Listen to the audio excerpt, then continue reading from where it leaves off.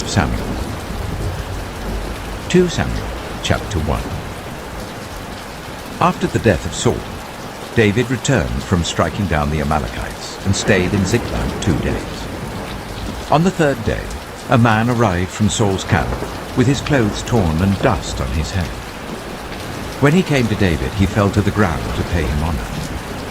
"Where have you come from?" David asked him. He answered, "I have escaped from the Israelite camp." "What happened?" David asked. "Tell me." "The men fled from the battle," he replied. "Many of them fell and died. And Saul and his son Jonathan are dead." Then David said to the young man who brought him the report, "How do you know that Saul and his son Jonathan are dead?" "I happened to be on Mount Gilboa," the young man said, "and there was Saul leaning on his spear with the chariots and their drivers in hot pursuit. When he turned round and saw me, he called out to me, and I said, 'What can I do?' He asked me, 'Who are you?' 'An Amalekite,' I answered. Then he said to me, 'Stand here by me and kill me. I'm in the throes of death, but I'm still alive.' So I stood beside him and killed him, because I knew that after he had fallen he could not survive. And I took the crown that was on his head and the band on his arm, and have brought them here to my Lord." Then David and all the men with him took hold of their clothes and tore them. They mourned and wept and fasted till evening for Saul and his son Jonathan, and for the army of the Lord, and for the nation of Israel, because they had fallen by the sword. David said to the young man who brought him the report, "Where are you from?" "I am the son of a foreigner, an Amalekite," he answered. David asked him, "Why weren't you afraid to lift your hand to destroy the Lord's anointed?" Then David called one of his men and said, "Go, strike him down." So he struck him down, and he died. For David had said to him, "Your blood be on your own head. Your own mouth testified against you when you said, 'I killed the Lord's anointed.'" David took up this lament concerning Saul and his son Jonathan, and he ordered that the people of Judah be taught this lament of the bow. It is written in the book of Jasher. "A gazelle lies slain on your heights, Israel. How the mighty have fallen. Tell it not in Gath. Proclaim it not in the streets of Ashkelon, lest the daughters of the Philistines be glad, lest the daughters of the uncircumcised rejoice. Mountains of Gilboa, may you have neither dew nor rain. May no showers fall on your terraced fields. For there the shield of the mighty was despised, the shield of Saul, no longer rubbed with oil. From the blood of the slain, from the flesh of the mighty, the bow of Jonathan did not turn back. The sword of Saul did not return unsatisfied. Saul and Jonathan, in life they were loved and admired, and in death they were not parted. They were swifter than eagles, they were stronger than lions. Daughters of Israel, weep for Saul, who clothed you in scarlet and finery, who adorned your garments with ornaments of gold. How the mighty have fallen in battle.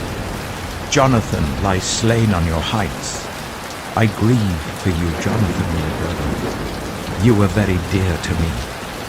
Your love for me was wonderful, more wonderful than that of women.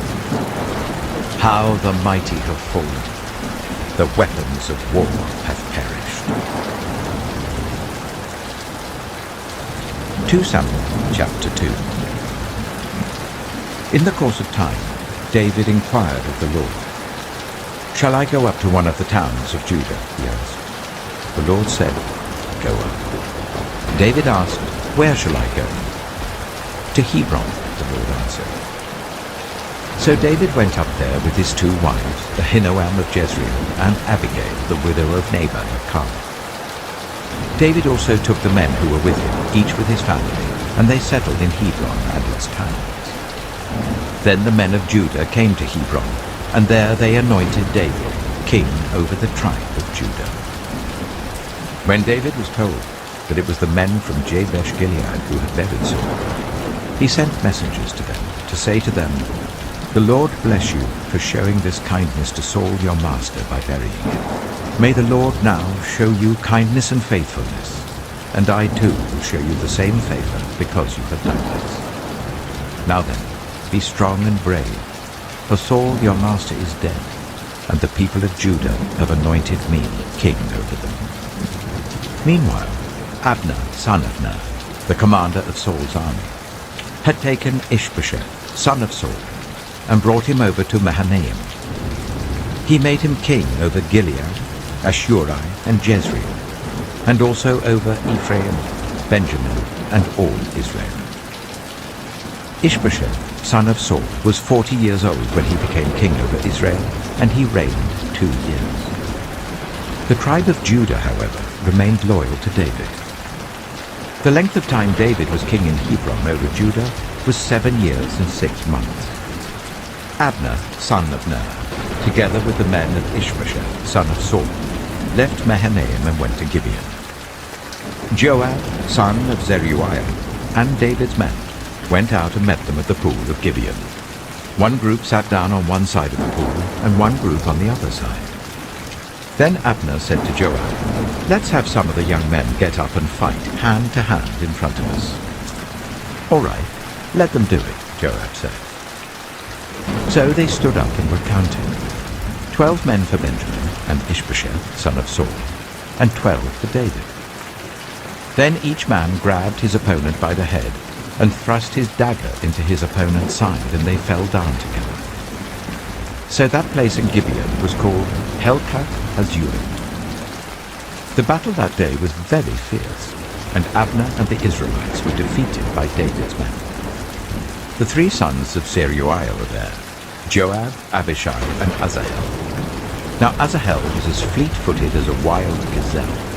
He chased Abner, turning neither to the right nor to the left as he pursued him. Abner looked behind him and asked, "Is that you, Asahel?" "It is," he answered. Then Abner said to him, "Turn aside to the right or to the left. Take on one of the young men and strip him of his weapons." But Asahel would not stop chasing him. Again Abner warned Asahel, "Stop chasing me. Why should I strike you down? How could I look your brother Joab in the face?" But Asahel refused to give up the pursuit. So Abner thrust the butt of his spear into Asahel's stomach, and the spear came out through his back. He fell there and died on the spot. And every man stopped when he came to the place where Asahel had fallen and died. But Joab and Abishai pursued Abner, and as the sun was setting they came to the hill of Ammah near Giah, on the way to the wasteland of Gibeon. Then the men of Benjamin rallied behind Abner. They formed themselves into a group and took their stand on top of the hill. Abner called out to Joab, "Must the sword devour forever? Don't you realize that this will end in bitterness? How long before you order your men to stop pursuing their fellow Israelites?" Joab answered, "As surely as God lives, if you had not spoken, the men would have continued pursuing them until morning." So Joab blew the trumpet, and all the troops came to a halt. They no longer pursued Israel, nor did they fight any more. All that night Abner and his men marched through the Arabah. They crossed the Jordan, continued through the morning hours, and came to Mahanaim. Then Joab stopped pursuing Abner and assembled the whole army. Besides Asahel, 19 of David's men were found missing.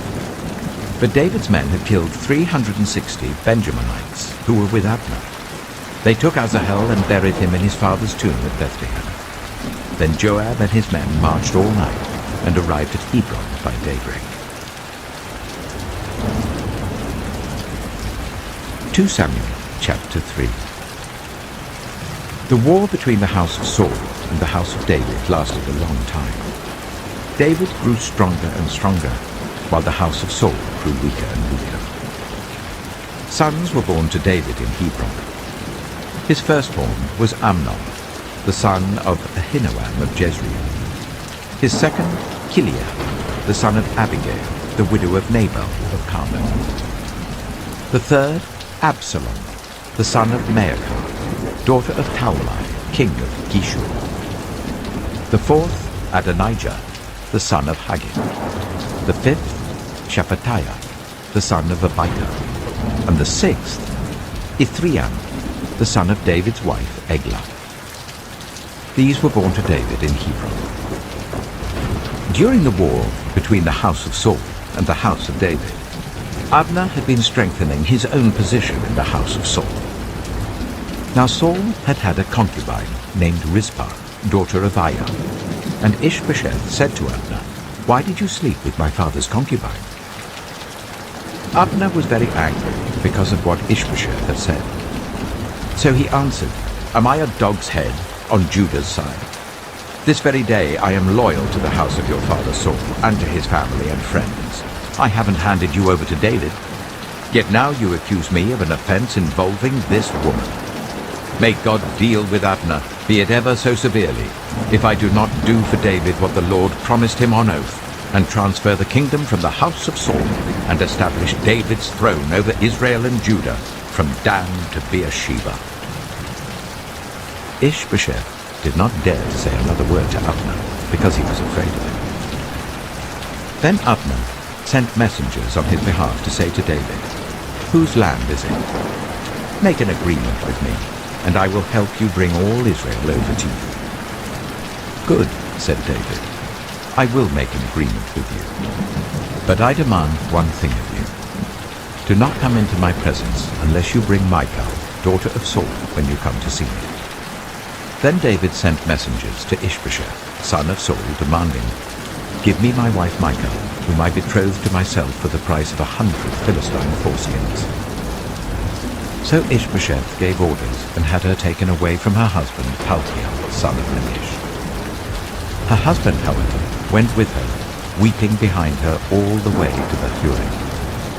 Then Abner said to him, "Go back home." So he went back. Abner conferred with the elders of Israel and said, "For some time you have wanted to make David your king. Now do it. For the Lord promised David, 'By my servant David I will rescue my people Israel from the hand of the Philistines and from the hand of all their enemies.'"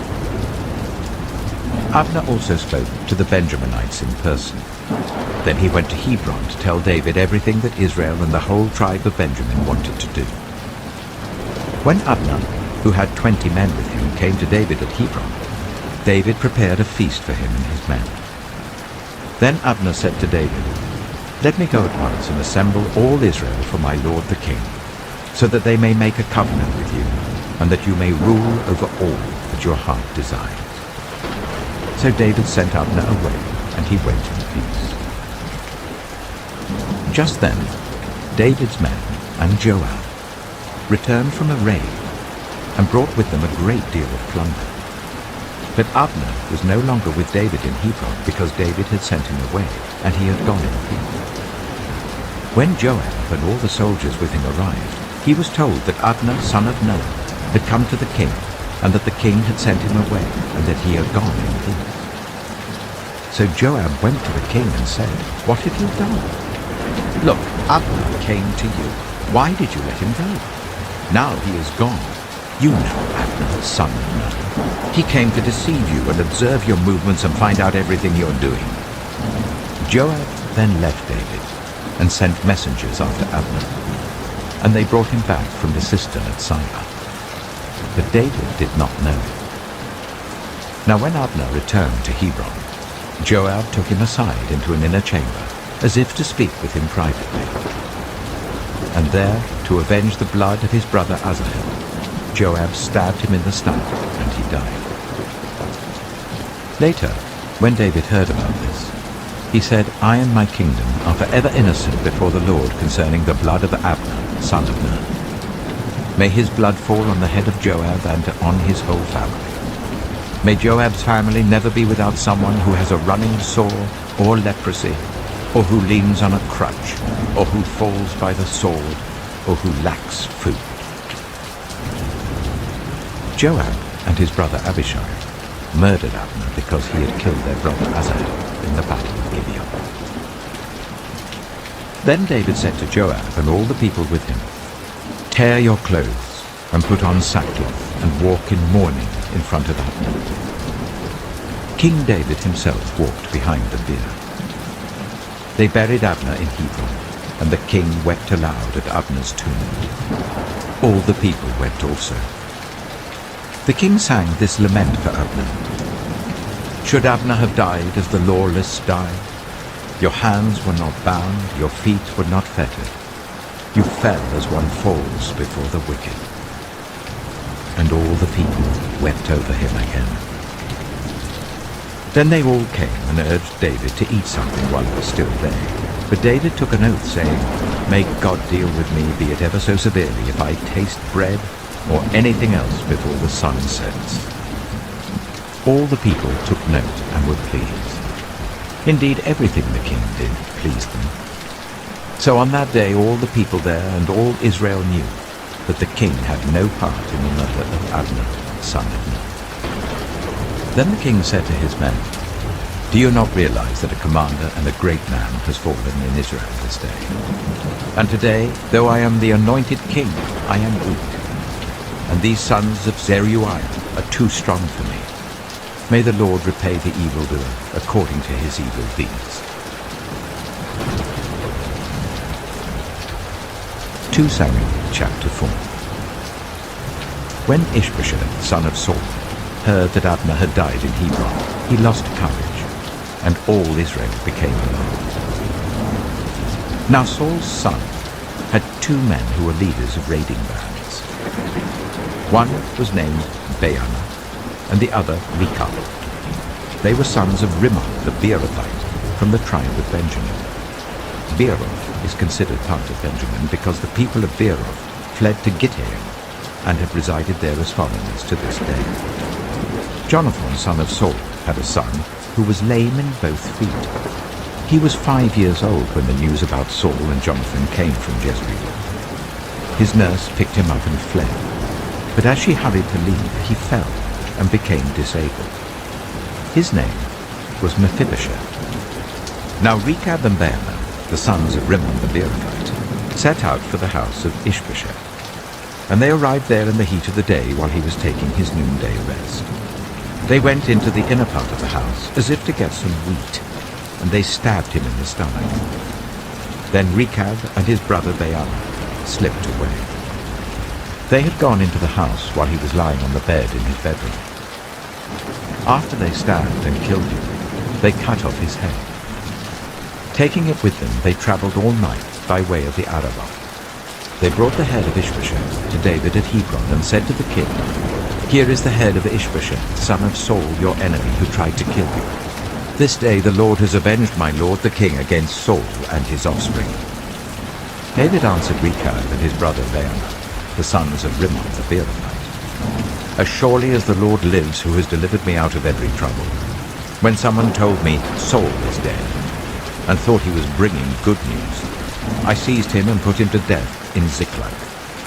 That was the reward I gave him for his news. How much more, when wicked men have killed an innocent man in his own house and on his own bed? Should I not now demand his blood from your hand and rid the earth of you?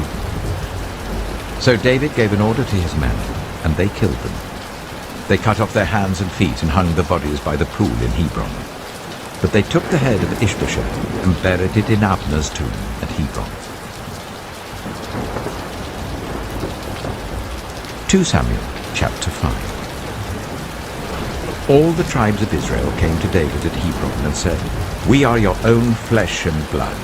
In the past, while Saul was king over us, you were the one who led Israel on their military campaigns. And the Lord said to you, You shall shepherd my people Israel, and you shall become their ruler. When all the elders of Israel had come to King David at Hebron, the king made a covenant with them at Hebron before the Lord, and they anointed David king over Israel. David was 30 years old when he became king, and he reigned for 40 years. In Hebron he reigned over Judah for 7 years and 6 months, and in Jerusalem he reigned over all Israel and Judah for 33 years. The king and his men marched to Jerusalem to attack the Jebusites who lived there. The Jebusites said to David, You will not get in here, Even the blind and the lame can walk. They thought, David cannot get in here. Nevertheless, David captured the fortress of Zion, which is the city of David.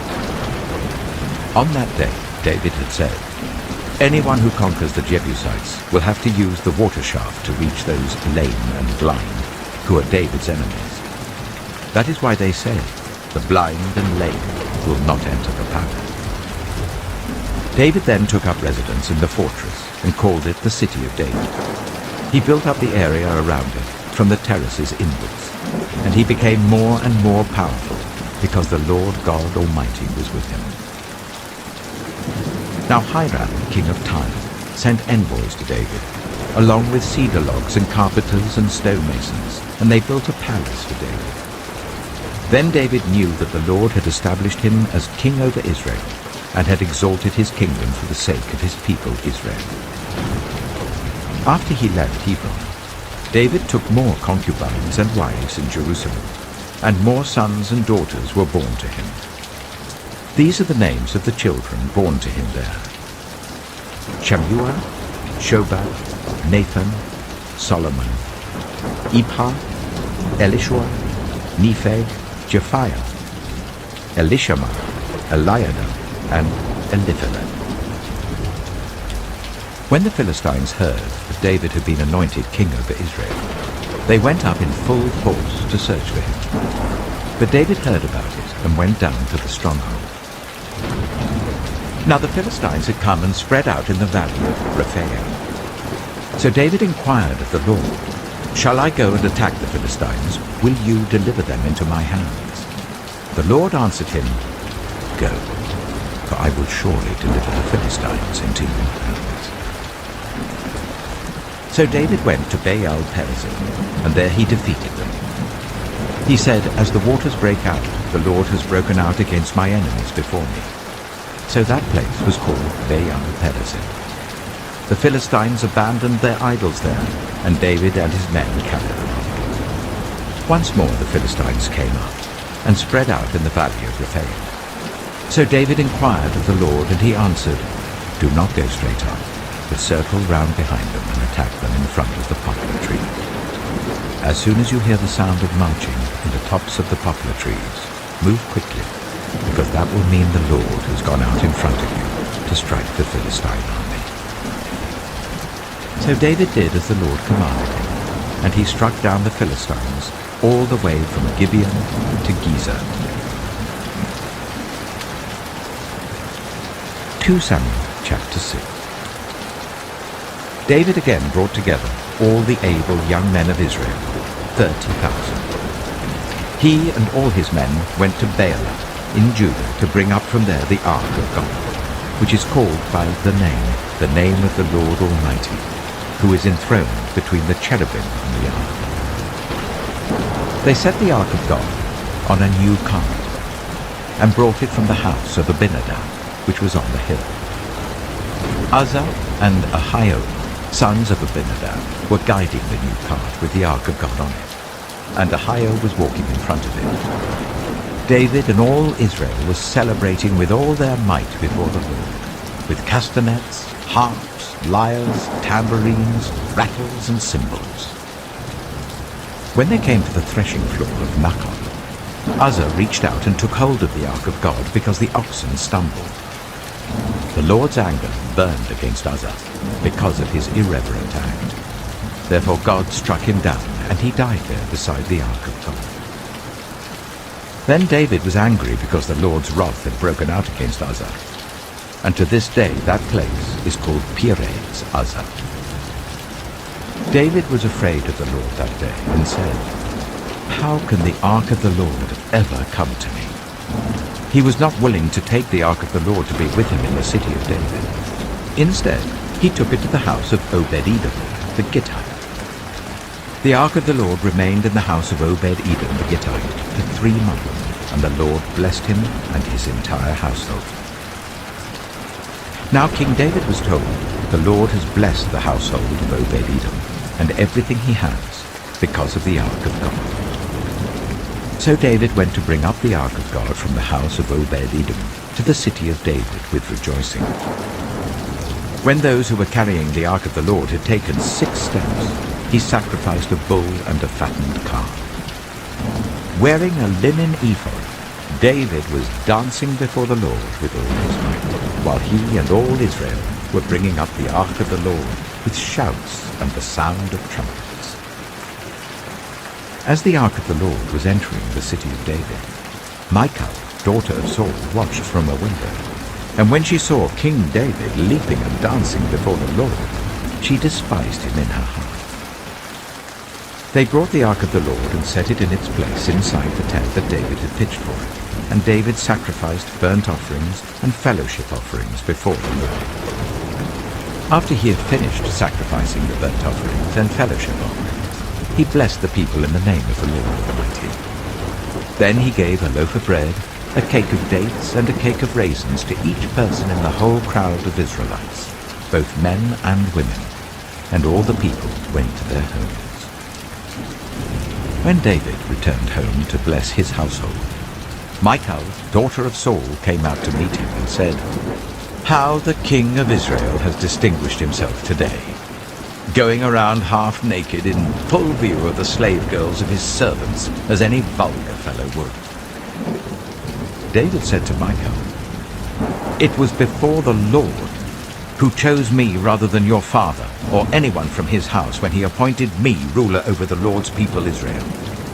I will celebrate before the Lord. I will become even more undignified than this. I will be humiliated in my own eyes. But by these slave girls you spoke of, I will be held in honor." And Michal, daughter of Saul, had no children to the day of her death.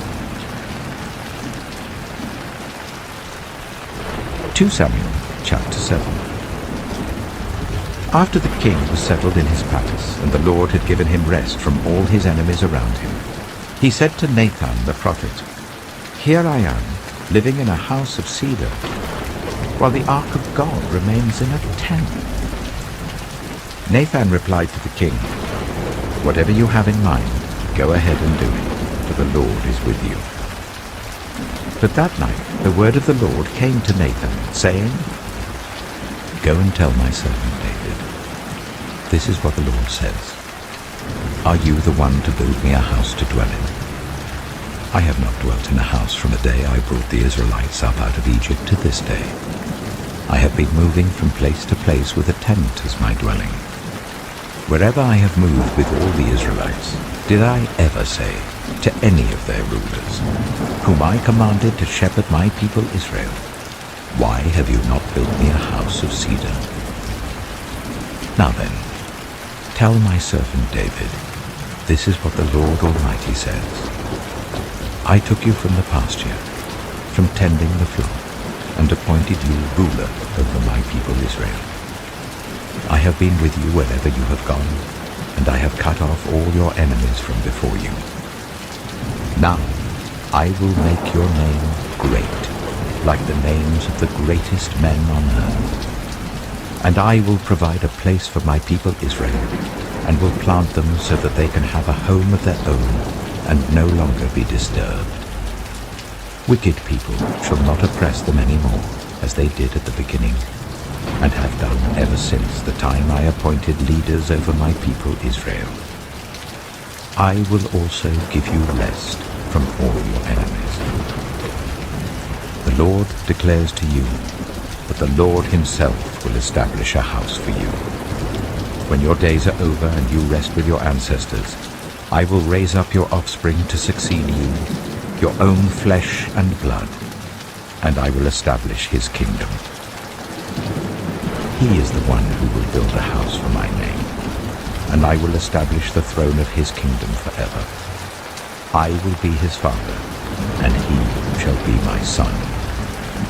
When he does wrong, I will punish him with a rod wielded by men, with floggings inflicted by human hands. But my love will never be taken away from him, as I took it away from Saul, whom I removed from before you. Your house and your kingdom shall endure forever before me. Your throne shall be established forever." Nathan reported to David all the words of this entire revelation. Then King David went in and sat before the Lord, and he said, "Who am I, sovereign Lord? And what is my family, that you have brought me this far?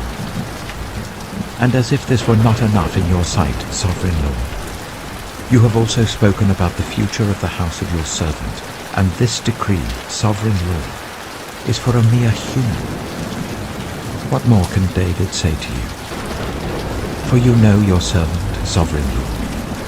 For the sake of your word and according to your will, you have done this great thing and made it known to your servant. How great you are, sovereign Lord. There is no one like you, and there is no God but you, as we have heard with our own ears. And who is like your people Israel, the one nation on earth that God went out to redeem as a people for himself, and to make a name for himself, and to perform great and awesome wonders by driving out nations and their gods from before your people, whom you redeemed from Egypt. You have established your people Israel as your very own forever, and you, Lord, have become their God. And now, Lord God, keep forever the promise you have made concerning your servant and his house. Do as you promised, so that your name will be great forever. Then people will say, "The Lord Almighty is God over Israel," and the house of your servant David will be established in your sight. Lord Almighty, God of Israel, you have revealed this to your servant, saying, "I will build a house for you." So your servant has found courage to pray this prayer to you. Sovereign Lord, you are God. Your covenant is trustworthy, and you have promised these good things to your servant. Now be pleased to bless the house of your servant, that it may continue forever in your sight. For you, sovereign Lord, have spoken, and with your blessing, the house of your servant will be blessed forever. 2 Samuel chapter 8. In the course of time, David defeated the Philistines and subdued them. And he took Metheg-Ammah from the control of the Philistines. David also defeated the Moabites. He made them lie down on the ground and measured them off with a length of cord. Every 2 lengths of them were put to death, and the 3rd length was allowed to live. So the Moabites became subject to David and brought him tribute. Moreover, David defeated Hadadezer, son of Rehob, king of Zobah, when he went to restore his monument at the river Euphrates. David captured 1,000 of his chariots, 7,000 charioteers, and 20,000 foot soldiers. He hamstrung all but 100 of the chariot horses. When the Arameans of Damascus came to help Hadadezer, king of Zobah, David struck down 22,000 of them. He put garrisons in the Aramean kingdom of Damascus, and the Arameans became subject to him and brought tribute. The Lord gave David victory wherever he went. David took the gold shields that belonged to the officers of Hadadezer and brought them to Jerusalem. From Tebah and Berothai, towns that belonged to Hadadezer, King David took a great quantity of bronze. When Tou, king of Hamath, heard that David had defeated the entire army of Hadadezer, he sent his son Joram to King David to greet him and congratulate him on his victory in battle over Hadadezer, who had been at war with Tou. Joram brought with him articles of silver, of gold, and of bronze. King David dedicated these articles to the Lord, as he had done with the silver and gold from all the nations he had subdued: Edom and Moab, the Ammonites and the Philistines, and Amalek. He also dedicated the plunder taken from Hadadezer, son of Rehob, king of Zobah. And David became famous after he returned from striking down 18,000 Edomites in the valley of Salt. He put garrisons throughout Edom, and all the Edomites became subject to David. The Lord gave David victory wherever he went. David reigned over all Israel, doing what was just and right for all his people. Joab, son of Zeruiah, was over the army. Jehoshaphat, son of Ahilud, was recorder. Zadok, son of Ahitub, and Ahimelech, son of Abiathar, were priests. Sariah was secretary. Benaiah, son of Jehoiada, was over the Kerethites and Pelethites, and David's sons were priests. 2 Samuel chapter 9. David asked, "Is there anyone still left of the house of Saul, to whom I can show kindness for Jonathan's sake?" Now there was a servant of Saul's household named Ziba. They summoned him to appear before David, and the king said to him, "Are you Ziba?" "At your service," he replied. The king asked, "Is there no one still alive from the house of Saul, to whom I can show God's kindness?" Ziba answered the king, "There is still a son of Jonathan. He is lame in both feet." "Where is he?" the king asked. Ziba answered, "He is at the house of Machir, son of Amiel, in Lo-debar." So King David had him brought from Lo-debar, from the house of Machir, son of Amiel. When Mephibosheth, son of Jonathan, the son of Saul, came to David, he bowed down to pay him honor. David said, "Mephibosheth." "At your service," he replied. "Don't be afraid," David said to him, "for I will surely show you kindness for the sake of your father Jonathan. I will restore to you all the land that belonged to your grandfather Saul, and you will always eat at my table." Mephibosheth bowed down and said, "What is your servant, that you should notice a dead dog like me?" Then the king summoned Ziba, Saul's steward, and said to him, "I have given your master's grandson everything that belonged to Saul and his family. You and your sons and your servants are to farm the land for him and bring in the crops, so that your master's grandson may be provided for. And Mephibosheth, grandson of your master, will always eat at my table." Now Ziba had 15 sons and 20 servants. Then Ziba said to the king, "Your servant will do whatever my lord the king commands his servant to do." So Mephibosheth ate at David's table like one of the king's sons. Mephibosheth had a young son named Micah, and all the members of Ziba's household were servants of Mephibosheth. And Mephibosheth lived in Jerusalem because he always ate at the king's table. He was lame in both feet. 2 Samuel chapter 10. In the course of time, the king of the Ammonites died, and his son Hanun succeeded him as king. David thought, "I will show kindness to Hanun, son of Nahash, just as his father showed kindness to me." So David sent a delegation to express his sympathy to Hanun concerning his father. When David's men came to the land of the Ammonites, the Ammonite commanders said to Hanun their lord, "Do you think David is honoring your father by sending envoys to you to express sympathy? Hasn't David sent them to you only to explore the city and spy it out and overthrow it?" So Hanun seized David's envoys, shaved off half of each man's beard, cut off their garments at the buttocks, and sent them away. When David was told about this, he sent messengers to meet the men, for they were greatly humiliated.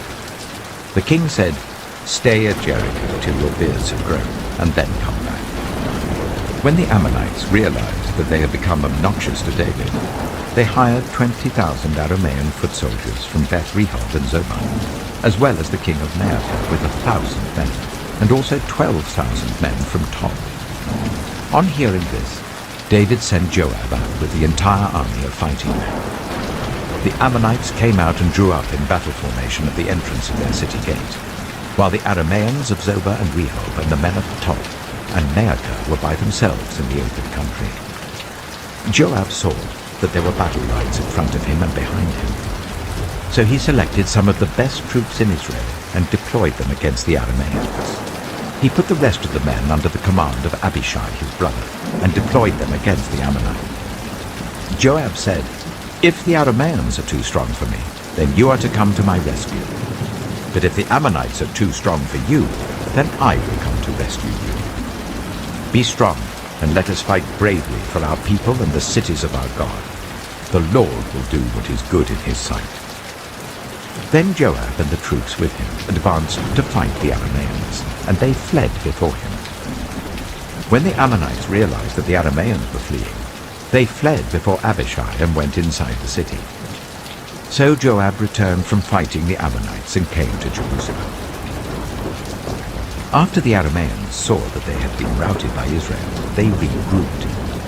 Hadadezer had Arameans brought from beyond the river Euphrates. They went to Helam, with Shobak, the commander of Hadadezer's army, leading them. When David was told of this, he gathered all Israel, crossed the Jordan, and went to Helam. The Arameans formed their battle lines to meet David and fought against him. But they fled before Israel, and David killed 700 of their charioteers and 40,000 of their foot soldiers. He also struck down Shobak, the commander of their army, and he died there. When all the kings who were vassals of Hadadezer saw that they had been routed by Israel, they made peace with the Israelites and became subject to them.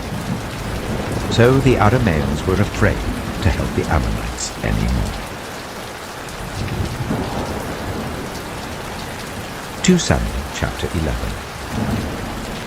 In the spring, at the time when kings go off to war, David sent Joab out with the king's men and the whole Israelite army. They destroyed the Ammonites and besieged Rabbah, but David remained in Jerusalem. One evening, David got up from his bed and walked around on the roof of the palace. From the roof, he saw a woman washing. The woman was very beautiful, and David sent someone to find out about her. The man said, "She is Bathsheba, the daughter of Eliab, and the wife of Uriah the Hittite." Then David sent messengers to get her. She came to him, and he slept with her. Now she was purifying herself from her monthly uncleanness. Then she went back home. The woman conceived and sent word to David, saying, "I am pregnant." So David sent this word to Joab, "Send me Uriah the Hittite." And Joab sent him to David. When Uriah came to him, David asked him how Joab was, how the soldiers were, and how the war was going. Then David said to Uriah, "Go down to your house and wash your feet." So Uriah left the palace, and a gift from the king was sent after him. But Uriah slept at the entrance to the palace with all his master's servants, and did not go down to his house.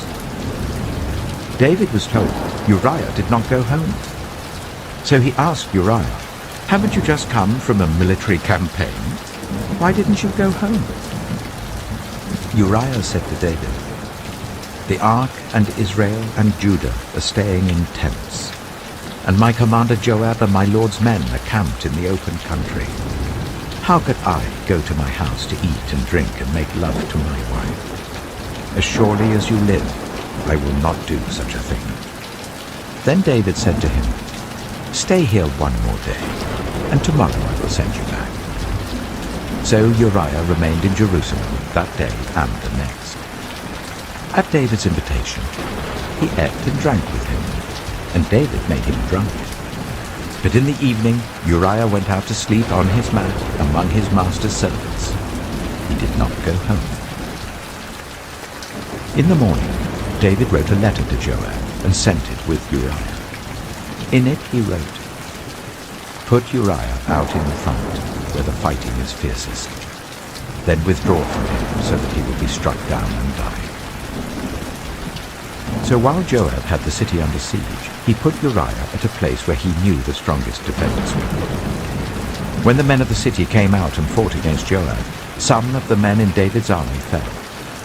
Moreover, Uriah the Hittite died. Joab sent David a full account of the battle.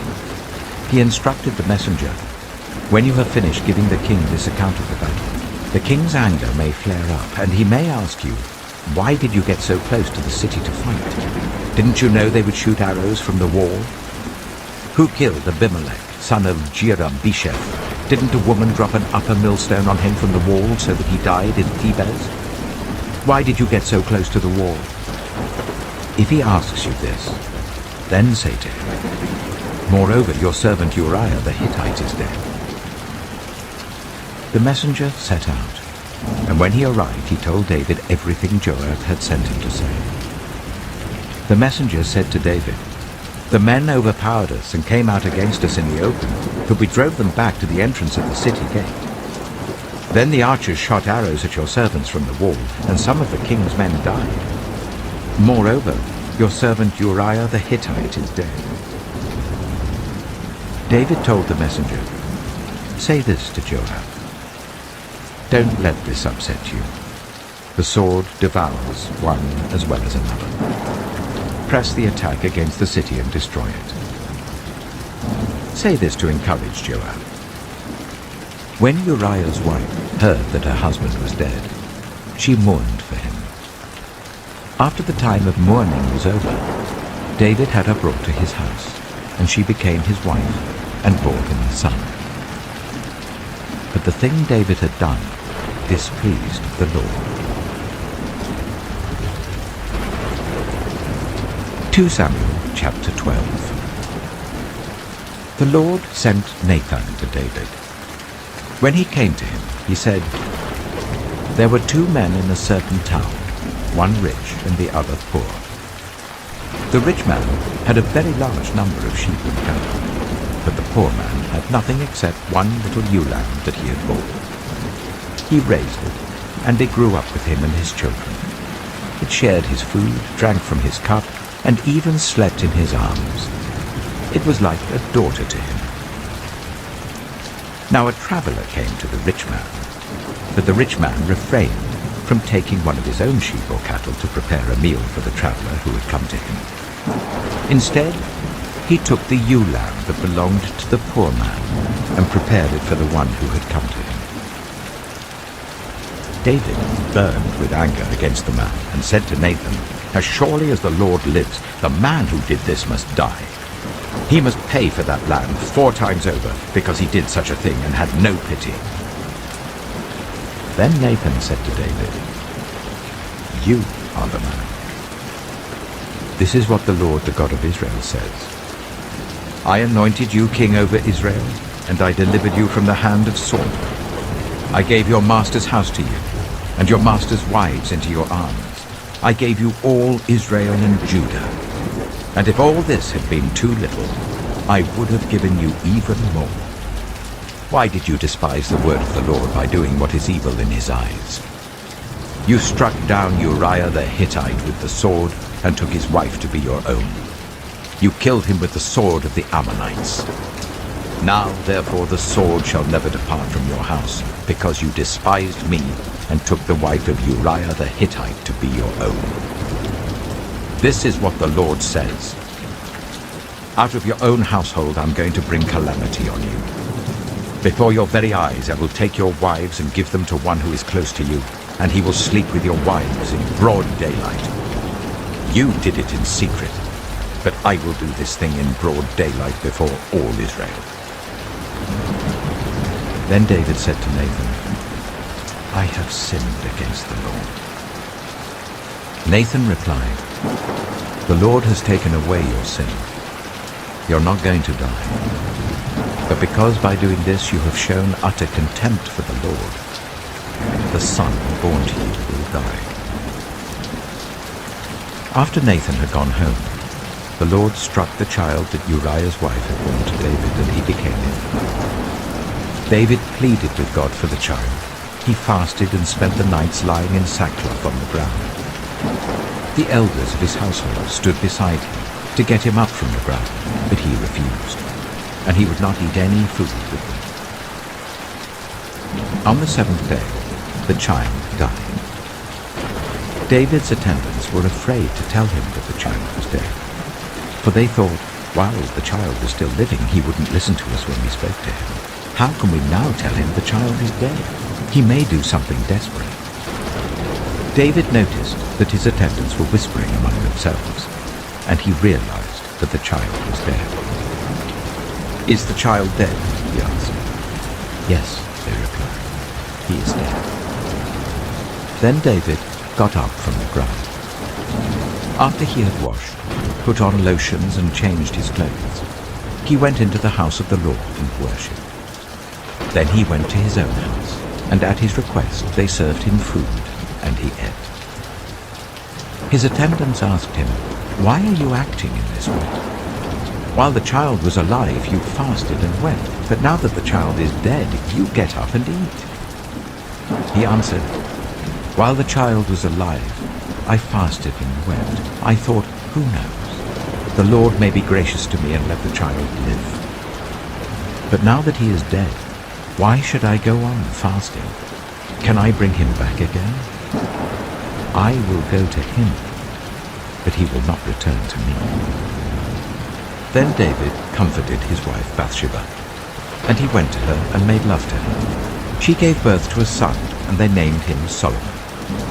The Lord loved him, and because the Lord loved him, he sent word through Nathan the prophet to name him Jedidiah. Meanwhile, Joab fought against Rabbah of the Ammonites and captured the royal citadel. Joab then sent messengers to David, saying, "I have fought against Rabbah and taken its water supply. Now muster the rest of the troops and besiege the city and capture it. Otherwise I shall take the city, and it will be named after me." So David mustered the entire army and went to Rabbah, and attacked and captured it. David took the crown from their king's head, and it was placed on his own head. It weighed a talent of gold, and it was set with precious stones. David took a great quantity of plunder from the city, and brought out the people who were there, consigning them to labor with saws and with iron picks and axes, and he made them work at brickmaking. David did this to all the Ammonite towns. Then he and his entire army returned to Jerusalem. 2 Samuel chapter 13. In the course of time, Amnon, son of David, fell in love with Tamar, the beautiful sister of Absalom, son of David. Amnon became so obsessed with his sister Tamar that he made himself ill. She was a virgin, and it seemed impossible for him to do anything to her. Now Amnon had an advisor named Jonadab, son of Shimeah, David's brother. Jonadab was a very shrewd man. He asked Amnon, "Why do you, the king's son, look so haggard morning after morning? Won't you tell me?" Amnon said to him, "I'm in love with Tamar, my brother Absalom's sister." "Go to bed and pretend to be ill," Jonadab said. "When your father comes to see you, say to him, 'I would like my sister Tamar to come and give me something to eat. Let her prepare the food in my sight, so that I may watch her and then eat it from her hand.'" So Amnon lay down and pretended to be ill. When the king came to see him, Amnon said to him, "I would like my sister Tamar to come and make some special bread in my sight, so that I may eat from her hand." David sent word to Tamar at the palace, "Go to the house of your brother Amnon and prepare some food for him." So Tamar went to the house of her brother Amnon, who was lying down. She took some dough, kneaded it, made the bread in his sight, and baked it. Then she took the pan and served him the bread, but he refused to eat. "Send everyone out of here," Amnon said. So everyone left him. Then Amnon said to Tamar, "Bring the food here into my bedroom, so that I may eat it from your hand." And Tamar took the bread she had prepared and brought it to her brother Amnon in his bedroom. But when she took it to him to eat, he grabbed her and said, "Come to bed with me, my sister." "No, my brother," she said to him, "don't force me. Such a thing should not be done in Israel. Don't do this wicked thing. What about me? Where could I get rid of my disgrace? And what about you?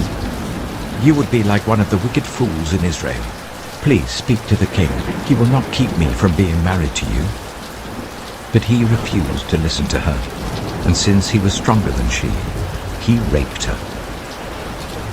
Then Amnon hated her with intense hatred. In fact, he hated her more than he had loved her. Amnon said to her, "Get up and get out." "No," she said to him. "Sending me away would be a greater wrong than what you have already done to me." But he refused to listen to her. He called his personal servant and said, "Get this woman out of my sight and bolt the door after her." So his servant put her out and bolted the door after her. She was wearing an ornate robe, for this was the kind of garment the virgin daughters of the king wore.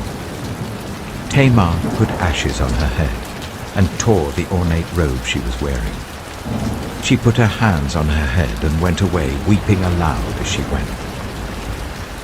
Her brother Absalom said to her, "Has that Amnon, your brother, been with you?" "Be quiet for now, my sister. He is your brother. Don't take this thing to heart." And Tamar lived in her brother Absalom's house, a desolate woman. When King David heard all this, he was furious. And Absalom never said a word to Amnon, either good or bad. He hated Amnon because he had disgraced his sister Tamar. 2 years later, when Absalom's sheep shearers were at Baal Hazor, near the border of Ephraim, he invited all the king's sons to come there. Absalom went to the king and said, "Your servant has had shearers come. Will the king and his attendants please join me?" "No, my son," the king replied. "All of us should not go. We would only be a burden to you."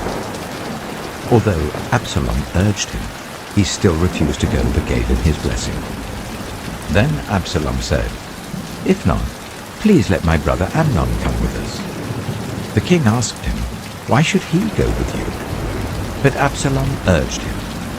So he sent with him Amnon and the rest of the king's sons.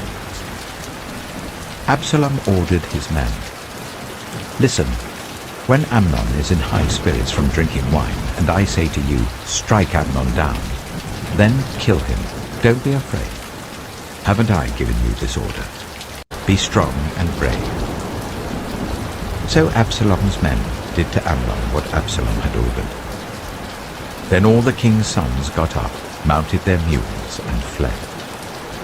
While they were on their way, the report came to David, "Absalom has struck down all the king's sons. Not one of them is left." The king stood up, tore his clothes, and lay down on the ground, and all his attendants stood by with their clothes torn. But Jonadab, son of Shimeah, David's brother, said, "My lord should not think that they killed all the princes. Only Amnon is dead." This has been Absalom's express intention ever since the day that Amnon raped his sister Tamar. My lord the king should not be concerned about the report that all the king's sons are dead. Only Amnon is dead. Meanwhile, Absalom had fled. Now the man standing watch looked up and saw many people on the road west of him coming down the side of the hill. The watchman went and told the king, "I see men in the direction of Horonaim on the side of the hill." Jonadab said to the king, "See, the king's sons have come. It has happened just as your servant said." As he finished speaking, the king's sons came in, wailing around him. The king too and all his attendants wept very bitterly. Absalom fled and went to Talmai, son of Amihud, the king of Geshur. But King David mourned many days for his son. After Absalom fled and went to Geshur, he stayed there for 3 years. And King David longed to go to Absalom, for he was consoled concerning Amnon's death.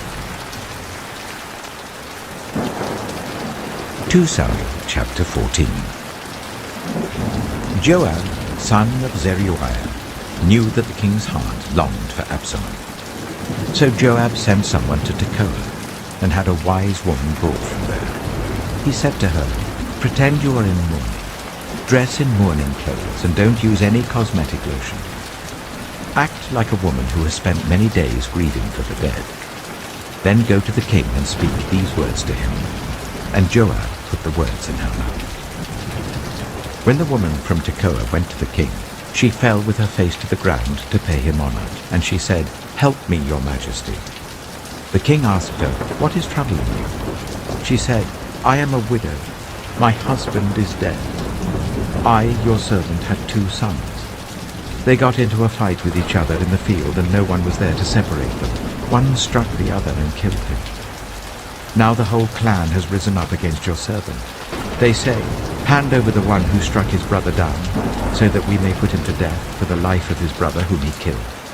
Then we will get rid of the heir as well.' They would put out the only burning coal I have left, leaving my husband neither name nor descendant on the face of the earth." The king said to the woman, "Go home, and I will issue an order on your behalf." But the woman from Tekoa said to him, "Let my lord the king pardon me and my family, and let the king and his throne be without guilt." The king replied, "If anyone says anything to you, bring them to me, and they will not bother you again." She said, "Then let the king invoke the Lord his God to prevent the avenger of blood from adding to this destruction, so that my son shall not be destroyed. As surely as the Lord lives," he said, "not one hair of your son's head will fall to the ground." Then the woman said, "Let your servant speak a word to my lord the king." "Speak," he replied.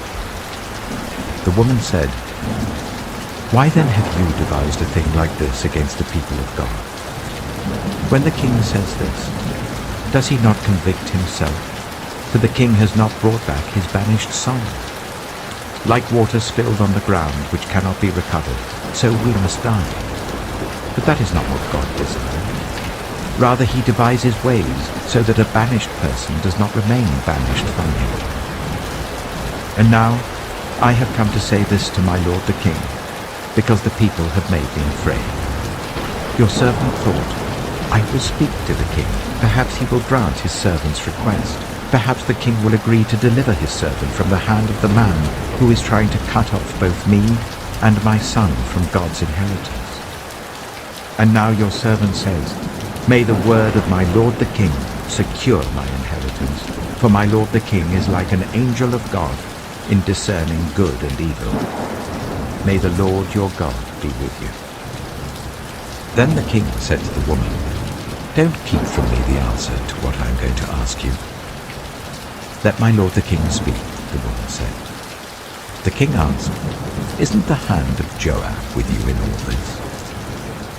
The woman answered, "As surely as you live, my lord the king, no one can turn to the right or to the left from anything my lord the king says. Yes, it was your servant Joab who instructed me to do this, and who put all these words into the mouth of your servant. Your servant Joab did this to change the present situation. My lord has wisdom like that of an angel of God. He knows everything that happens in the land." The king said to Joab, "Very well, I will do it. Go, bring back the young man Absalom." Joab fell with his face to the ground to pay him honor, and he blessed the king. Joab said, "Today your servant knows that he has found favor, because the king has granted his servant's request."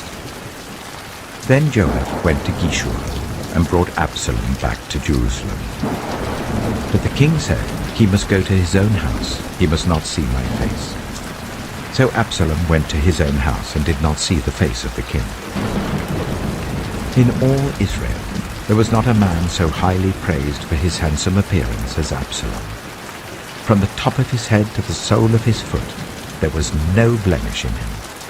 Whenever he cut the hair of his head, he used to cut his hair once a year because it became too heavy for him, he would weigh it, and its weight was 200 shekels by the royal standard. 3 sons and a daughter were born to Absalom. His daughter's name was Tamar, and she became a beautiful woman.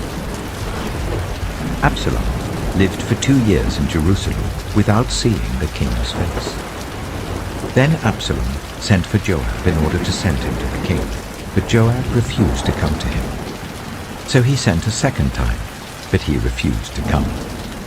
Then he said to his servants, "Look, Joab's field is next to mine, and he has barley there. Go and set it on fire." So Absalom's servants set the field on fire. Then Joab did go to Absalom's house, and he said to him, "Why have your servants set my field on fire?" Absalom said to Joab, "Look, I sent word to you and said, 'Come here so that I can send you to the king to ask, why have I come from Geshur? It would be better for me if I was still there. Now then, I want to see the king's face, and if I'm guilty of anything, let him put me to death.'" So Joab went to the king and told him this. Then the king summoned Absalom, and he came in and bowed down with his face to the ground before the king. And the king kissed Absalom.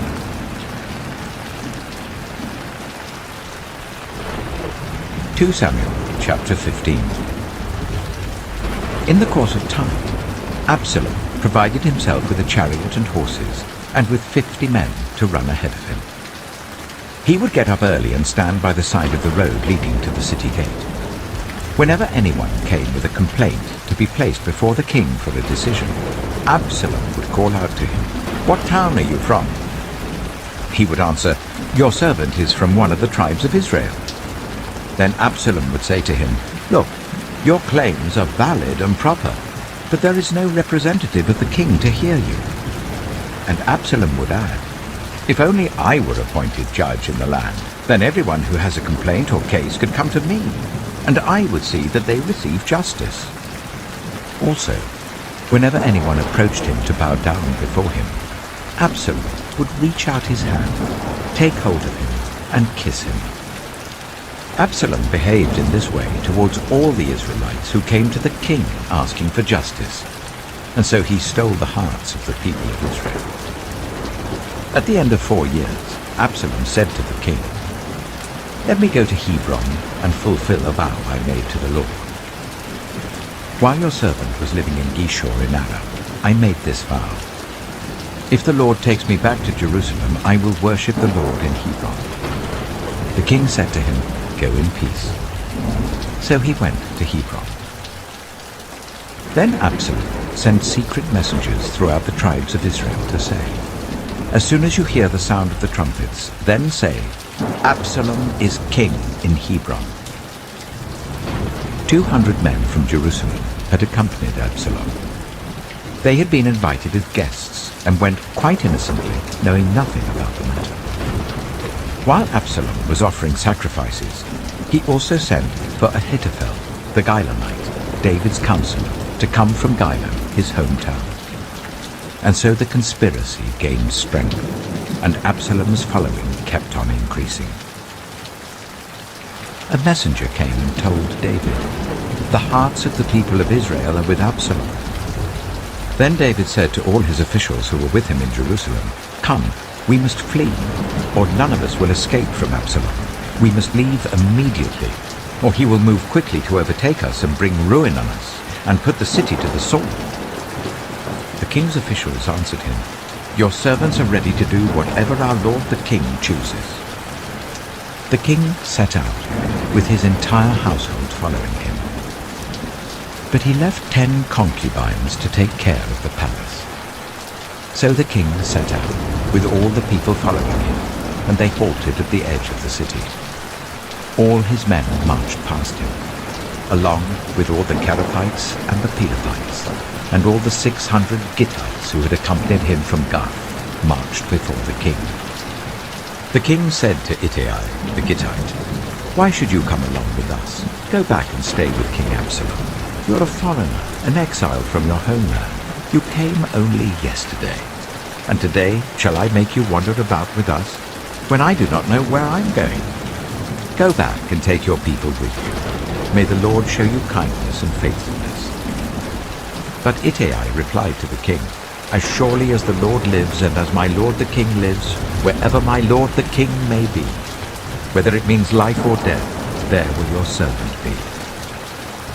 David said to Ittai, "Go ahead, march on." So Ittai the Gittite marched on with all his men and the families that were with him. The whole countryside wept aloud as all the people passed by. The king also crossed the Kidron Valley, and all the people moved on towards the wilderness. Zadok was there too, and all the Levites who were with him were carrying the Ark of the Covenant of God. They set down the ark of God, and Abiathar offered sacrifices until all the people had finished leaving the city. Then the king said to Zadok, "Take the ark of God back into the city. If I find favor in the Lord's eyes, he will bring me back and let me see it and his dwelling place again. But if he says, I am not pleased with you, then I am ready. Let him do to me whatever seems good to him."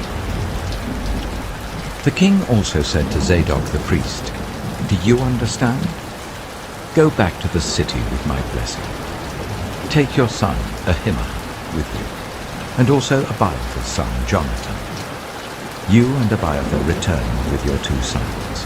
I will wait at the fords in the wilderness until word comes from you to inform me." So Zadok and Abiathar took the ark of God back to Jerusalem and stayed there. But David continued up the Mount of Olives, weeping as he went. His head was covered and he was barefoot. All the people with him covered their heads too and were weeping as they went out. Now David had been told Ahithophel was among the conspirators with Absalom. So David prayed, "Lord, turn Ahithophel's counsel into foolishness." When David arrived at the summit, where people used to worship God, Hushai the Archite was there to meet him, his robe torn and dust on his head. David said to him, "If you go with me, you will be a burden to me. But if you return to the city and say to Absalom, 'Your Majesty, I will be your servant. I was your father's servant in the past, but now I will be your servant,' then you can help me by frustrating Ahithophel's advice. Won't the priests Zadok and Abiathar be there with you? Tell them anything you hear in the king's palace." Their 2 sons, Ahimaaz son of Zadok and Jonathan son of Abiathar, are there with them. Send them to me with anything you hear." So Hushai, David's confidant, arrived at Jerusalem as Absalom was entering the city. 2 Samuel chapter 16. When David had gone a short distance beyond the summit, there was Ziba, the steward of Mephibosheth, waiting to meet him. He had a string of donkeys saddled and loaded with 200 loaves of bread, 100 cakes of raisins, 100 cakes of figs, and a skin of wine. The king asked Ziba, "Why have you brought these?" Ziba answered, "The donkeys are for the king's household to ride on, the bread and fruit are for the men to eat, and the wine is to refresh those who become exhausted in the wilderness." The king then asked, "Where is your master's grandson?" Ziba said to him, "He is staying in Jerusalem because he thinks, 'Today the Israelites will restore to me my grandfather's kingdom.'" Then the king said to Ziba, "All that belonged to Mephibosheth is now yours." "I humbly bow," Ziba said. "May I find favor in your eyes, my lord the king." As King David approached Behurim, a man from the same clan as Saul's family came out from there. His name was Shimei, the son of Gera, and he cursed as he came out. He pelted David and all the king's officials with stones, though all the troops in the special guard were on David's right and left. As he cursed, Shimei said, get out, you murderer, you scoundrel. The Lord has repaid you for all the blood you shed in the household of Saul, in whose place you have reigned. The Lord has given the kingdom into the hands of your son Absalom. You have come to ruin because you are a murderer." Then Abishai, son of Zeruiah, said to the king, "Why should this dead dog curse my lord the king? Let me go over and cut off his head."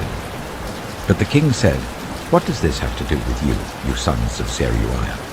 If he is cursing because the Lord said to him, 'Curse David,' who can ask, 'Why do you do this?'"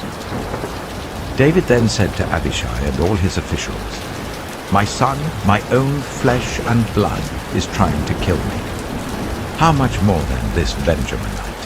Leave him alone. Let him curse, for the Lord has told him to. It may be that the Lord will look upon my misery and restore to me his covenant blessing instead of his curse today."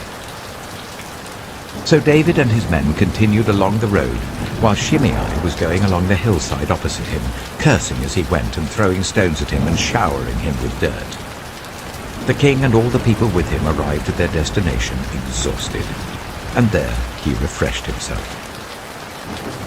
Meanwhile, Absalom and all the men of Israel came to Jerusalem, and Ahithophel was with him. Then Hushai the Archite, David's confidant, went to Absalom and said to him, "Long live the king! Long live the king!" Absalom said to Hushai, "So this is the love you show your friend? If he's your friend, why didn't you go with him?" Hushai said to Absalom, "No, the one chosen by the Lord, by these people and by all the men of Israel, his I will be, and I will remain with him.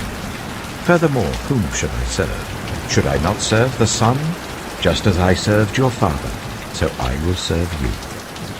Absalom said to Ahithophel, "Give us your advice. What should we do?" Ahithophel answered, "Sleep with your father's concubines, whom he left to take care of the palace. Then all Israel will hear that you have made yourself obnoxious to your father, and the hands of everyone with you will be more resolute." So they pitched a tent for Absalom on the roof, and he slept with his father's concubines in the sight of all Israel. Now in those days, the advice Ahithophel gave was like that of one who inquires of God. That was how both David and Absalom regarded all of Ahithophel's advice. 2 Samuel chapter 17. Ahithophel said to Absalom, "I would choose 12,000 men and set out tonight in pursuit of David. I would attack him while he is weary and weak. I would strike him with terror, and then all the people with him would flee. I would strike down only the king and bring all the people back to you. The death of the man you seek will mean the return of all. All the people will be unharmed." This plan seemed good to Absalom and to all the elders of Israel. But Absalom said, "Summon also Hushai the Archite, so that we can hear what he has to say as well." When Hushai came to him, Absalom said, "Ahithophel has given this advice. Should we do what he says? If not, give us your opinion." Hushai replied to Absalom, "The advice Ahithophel has given is not good this time. You know your father and his men. They're fighters, and as fierce as a wild bear robbed of her cubs. Besides, your father is an experienced fighter. He will not spend the night with the troops. Even now he is hidden in a cave or some other place. If he should attack your troops first, whoever hears about it will say, 'There has been a slaughter among the troops who follow Absalom.' Then even the bravest soldier, whose heart is like the heart of a lion, will melt with fear, for all Israel knows that your father is a fighter, and that those with him are brave. So I advise you, let all Israel, from Dan to Beersheba, as numerous as the sand on the seashore, be gathered to you, with you yourself leading them into battle. Then we will attack him wherever he may be found, and we will fall on him as dew settles on the ground. Neither he nor any of his men will be left alive. If he withdraws into a city, then all Israel will bring ropes to that city, and we will drag it down to the valley until not so much as a pebble is left." Absalom and all the men of Israel said, "The advice of Hushai the Archite is better than that of Ahithophel." For the Lord had determined to frustrate the good advice of Ahithophel in order to bring disaster on Absalom. Hushai told Zadok and Abiathar the priests, "Ahithophel has advised Absalom and the elders of Israel to do such and such, but I have advised them to do so and so. Now send a message at once and tell David, 'Do not spend the night at the fords in the wilderness. Cross over without fail, or the king and all the people with him will be swallowed up.'" Jonathan and Ahimaaz were staying at En-Rogel. A female servant was to go and inform them, and they were to go and tell King David, for they could not risk being seen entering the city. But a young man saw them and told Absalom.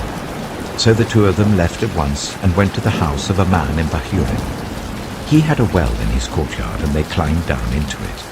His wife took a covering and spread it out over the opening of the well and scattered corn over it. No one knew anything about it. When Absalom's men came to the woman of the house, they asked, "Where are Ahimaaz and Jonathan?" The woman answered them, "They crossed over the brook." The men searched but found no one, so they returned to Jerusalem.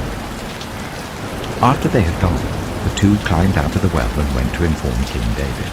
They said to him, "Set out and cross the river at once. Ahithophel has advised such and such against you." So David and all the people with him set out and crossed the Jordan. By daybreak, no one was left who had not crossed the Jordan.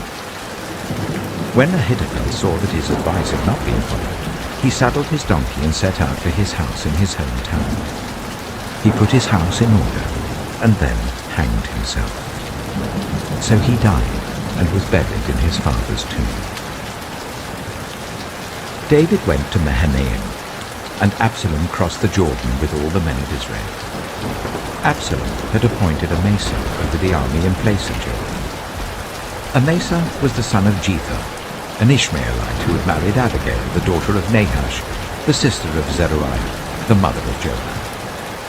The Israelites and Absalom camped in the land of Gilead.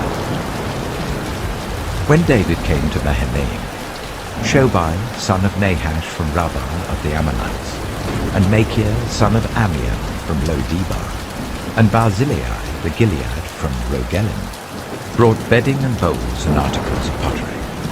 They also brought wheat and barley, flour and roasted grain, beans and lentils, honey and curds, sheep and cheese from cow's milk, for David and his people to eat. For they said, "The people have become exhausted and hungry and thirsty in the wilderness."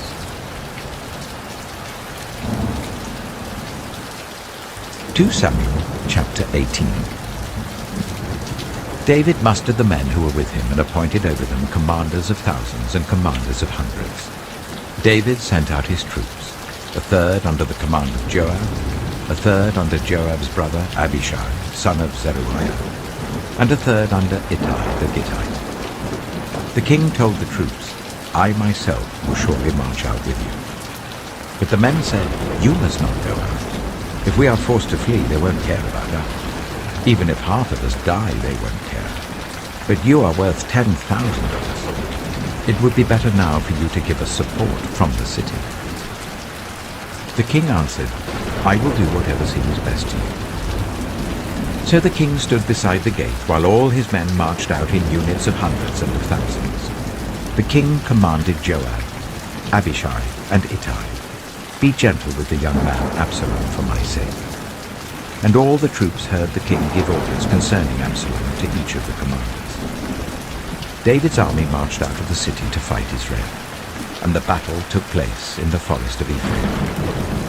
There Israel's troops were routed by David's men, and the casualties that day were great, 20,000 men. The battle spread out over the whole countryside, and the forest swallowed up more men that day than the sword. Now Absalom happened to meet David's men. He was riding his mule, and as the mule went under the thick branches of a large oak, Absalom's hair got caught in the tree. He was left hanging in mid-air while the mule he was riding kept on going.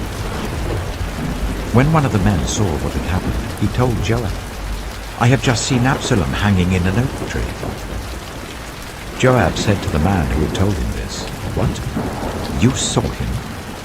Why didn't you strike him to the ground right there? Then I would have had to give you 10 shekels of silver and a warrior's belt." But the man replied, "Even if 1,000 shekels were weighed out into my hands, I would not lay a hand on the king's son. In our hearing, the king commanded you and Abishai and Ittai, protect the young man Absalom for my sake. And if I had put my life in jeopardy and nothing is hidden from the king, you would have kept your distance from me." Joab said, "I'm not going to wait like this for you." So he took 3 javelins in his hand and plunged them into Absalom's heart while Absalom was still alive in the oak tree. and 10 of Joab's armor-bearers surrounded Absalom, struck him, and killed him. Then Joab sounded the trumpet, and the troops stopped pursuing Israel, but Joab halted them. They took Absalom, threw him into a big pit in the forest, and piled up a large heap of rocks over him. Meanwhile, all the Israelites fled to their homes. During his lifetime, Absalom had taken a pillar and erected it in the king's valley as a monument to himself, for he thought, "I have no son to carry on the memory of my name." He named the pillar after himself, and it is called Absalom's monument to this day. Now Ahimaaz, son of Zadok, said, "Let me run and take the news to the king that the Lord has vindicated him by delivering him from the hand of his enemies." "You are not the one to take the news today," Joab told him. "You may take the news another time, but you must not do so today, because the king's son is dead." Then Joab said to the Cushite, "Go tell the king what you have seen." The Cushite bowed down before Joab and ran off. Ahimaaz, son of Zadok, again said to Joab, "Come what may, please let me run behind the Cushite." But Joab replied, "My son, why do you want to go? You don't have any news that would bring you a reward." He said, "Come what may, I want to run." So Joab said, "Run." Then Ahimaaz ran by the way of the plain and outran the Cushite. While David was sitting between the inner and outer gates, the watchman went up to the roof of the gateway by the wall. As he looked out, he saw a man running alone. The watchman called out to the king and reported it. The king said, "If he is alone, he must have good news." And the runner came closer and closer. Then the watchman saw another runner, and he called down to the gatekeeper, "Look, another man running alone." The king said, "He must be bringing good news too." The watchman said, "Seems to me that the first one runs like Ahimaaz, son of Zadok." "He's a good man," the king said. "He comes with good news." Then Ahimaaz called out to the king, "All is well." He bowed down before the king with his face to the ground and said, "Praise be to the Lord your God. He has delivered up those who lifted their hands against my lord the king." The king asked, "Is the young man Absalom safe?" Ahimaaz answered, "I saw great confusion just as Joab was about to send the king's servant and me, your servant, but I don't know what it was." The king said, "Stand aside and wait here." So he stepped aside and stood there. Then the Cushite arrived and said, "My lord the king, hear the good news. The Lord has vindicated you today by delivering you from the hand of all who rose up against you." The king asked the Cushite, "Is the young man Absalom safe?" The Cushite replied, "May the enemies of my lord the king and all who rise up to harm you be like that young man." The king was shaken. He went up to the room over the gateway and wept. As he went, he said, "Oh, my son Absalom, my son Absalom. If only I had died instead of you. Oh, Absalom, my son, my son."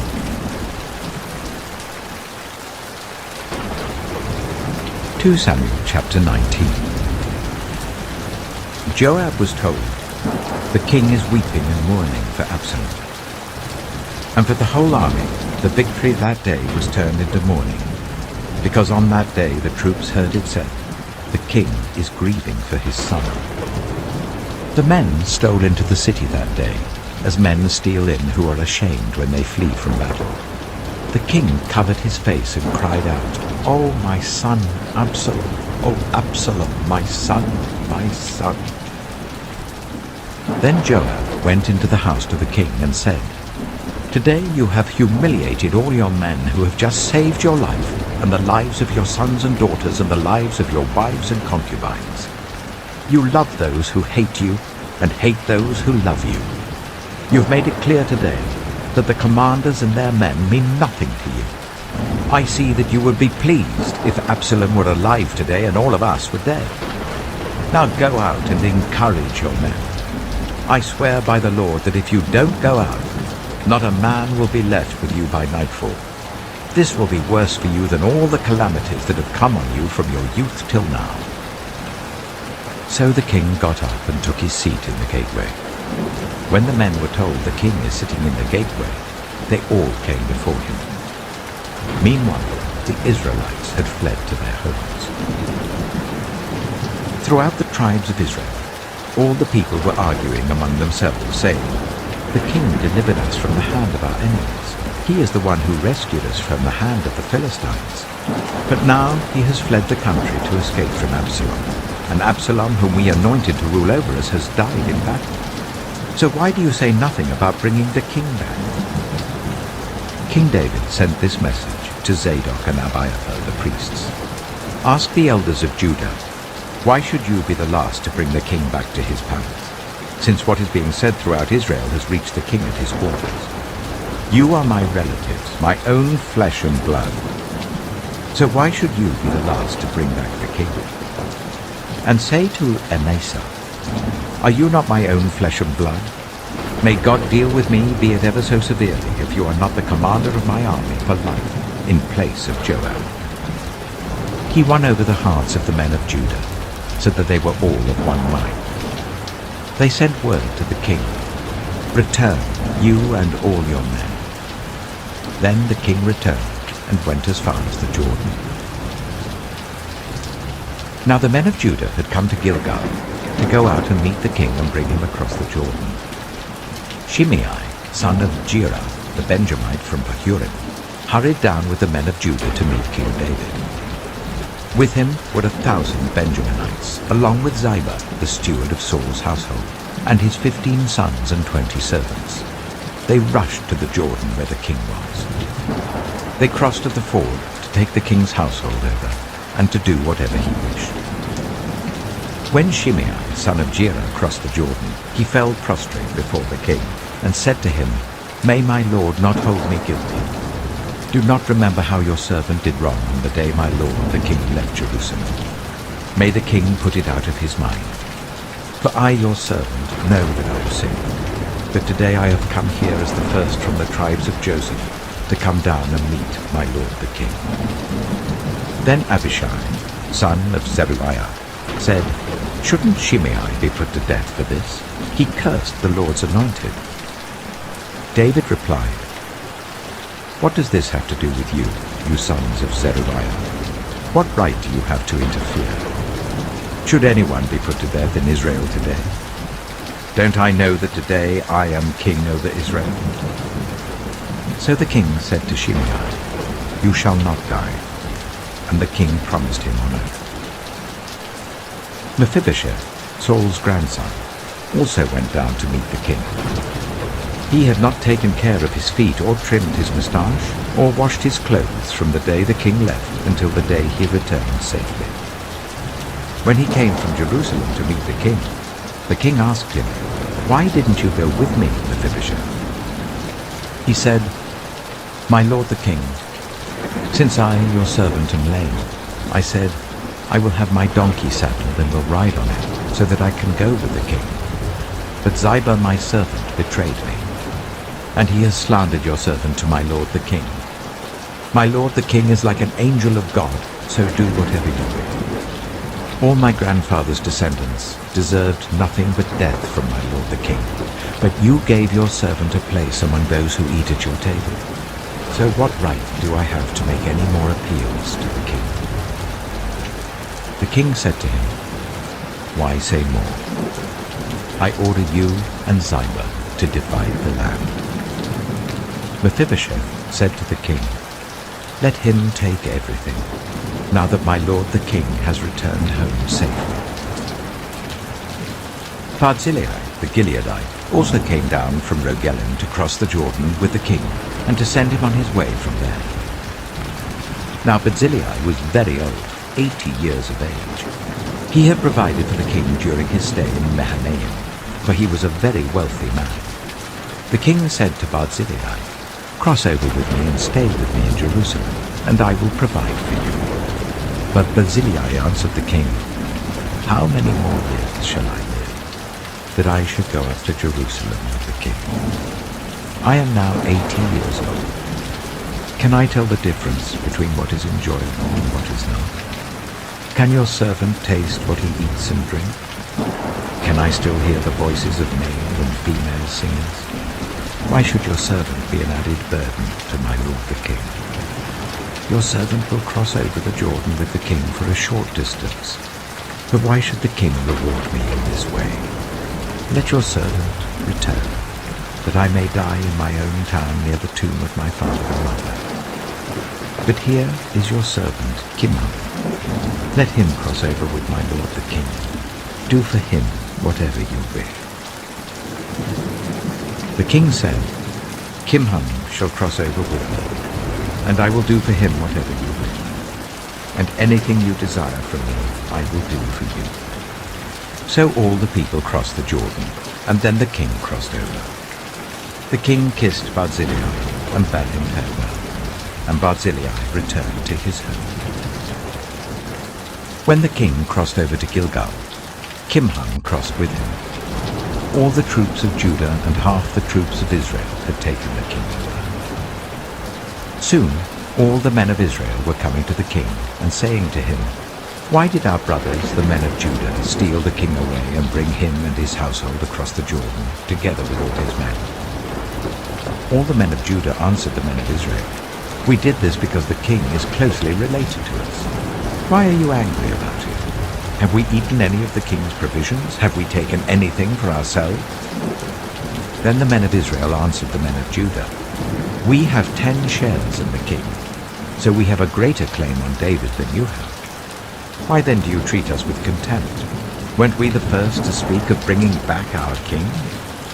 But the men of Judah pressed their claims even more forcefully than the men of Israel. 2 Samuel chapter 20. Now a troublemaker named Sheba, son of Bichri, a Benjaminite, happened to be there. He sounded the trumpet and shouted, We have no share in David, no part in Jesse's son. Every man to his tent, Israel. So all the men of Israel deserted David to follow Sheba, son of Bichri. But the men of Judah stayed by their king all the way from the Jordan to Jerusalem.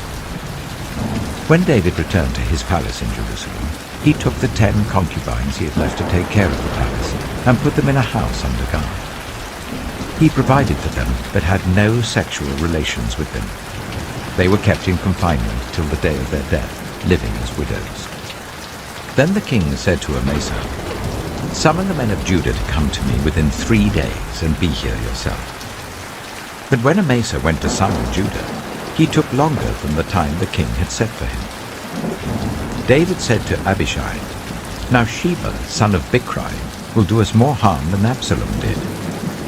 Take your master's men and pursue him, or he will find fortified cities and escape from us. So Joab's men and the Kerethites and the Pelethites and all the mighty warriors went out under the command of Abishai. They marched out from Jerusalem to pursue Sheba, son of Bichri. While they were at the great rock in Gibeon, Amasa came to meet them. Joab was wearing his military tunic, and strapped over it at his waist was a belt with a dagger in its sheath. As he stepped forward, it dropped out of its sheath. Joab said to Amasa, How are you, my brother? Then Joab took Amasa by the beard with his right hand to kiss him. Amasa was not on his guard against the dagger in Joab's hand, and Joab plunged it into his belly, and his intestines spilled out onto the ground. Without being stabbed again, Amasa died. Then Joab and his brother Abishai pursued Sheba, son of Bichri. One of Joab's men stood beside Amasa and said, Whoever favors Joab, and whoever is for David, let him follow Joab. Amasa lay wallowing in his blood in the middle of the road, and the man saw that all the troops came to a halt there. When he realized that everyone who came up to Amasa stopped, he dragged him from the road into a field and threw a garment over him. After Amasa had been removed from the road, everyone went on with Joab to pursue Sheba, son of Bichri. Sheba passed through all the tribes of Israel to Abel-Beth-maachah, and through the entire region of the Bichrites, who gathered together and followed him. All the troops with Joab came and besieged Sheba in Abel-Beth-maachah. They built a siege ramp up to the city, and it stood against the outer fortifications. While they were battering the wall to bring it down, a wise woman called from the city, "Listen, listen! Tell Joab to come here so that I can speak to him." He went towards her, and she asked, "Are you Joab?" "I am," he answered. She said, "Listen to what your servant has to say." "I'm listening," he said. She continued, "Long ago they used to say, 'Get your answer at Abel,' and that settled it. We are the peaceful and faithful in Israel. You are trying to destroy a city that is a mother in Israel. Why do you want to swallow up the Lord's inheritance?" "Far be it from me," Joab replied. "Far be it from me to swallow up or destroy. That is not the case. A man named Sheba, son of Bichri, from the hill country of Ephraim, has lifted up his hand against the king, against David. Hand over this one man, and I'll withdraw from the city." The woman said to Joab, "His head will be thrown to you from the wall." Then the woman went to all the people with her wise advice, and they cut off the head of Sheba, son of Bichri, and threw it to Joab. So he sounded the trumpet, and his men dispersed from the city, each returning to his home. And Joab went back to the king in Jerusalem. Joab was over Israel's entire army. Benaiah, son of Jehoiada, was over the Kerethites and the Pelethites.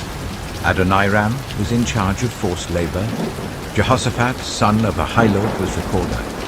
Sheva was secretary. Zadok and Abiathar were priests, and Ira the Jairite was David's priest. 2 Samuel chapter 21. During the reign of David, there was a famine for 3 successive years. So David sought the face of the Lord.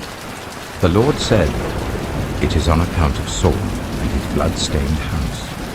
It is because he put the Gibeonites to death." The king summoned the Gibeonites and spoke to them. Now the Gibeonites were not a part of Israel, but were survivors of the Amorites. The Israelites had sworn to spare them, but Saul, in his zeal for Israel and Judah, had tried to annihilate them. David asked the Gibeonites, "What shall I do for you? How shall I make atonement so that you will bless the Lord's inheritance?" The Gibeonites answered him, "We have no right to demand silver or gold from Saul or his family, nor do we have the right to put anyone in Israel to death. What do you want me to do for you?" David asked. They answered the king, "As for the man who destroyed us and plotted against us, so that we have been decimated and have no place anywhere in Israel, let 7 of his male descendants be given to us to be killed, and their bodies exposed before the Lord at Gibeah of Saul, the Lord's chosen one." So the king said, "I will give them to you." The king spared Mephibosheth, son of Jonathan, the son of Saul, because of the oath before the Lord between David and Jonathan, son of Saul.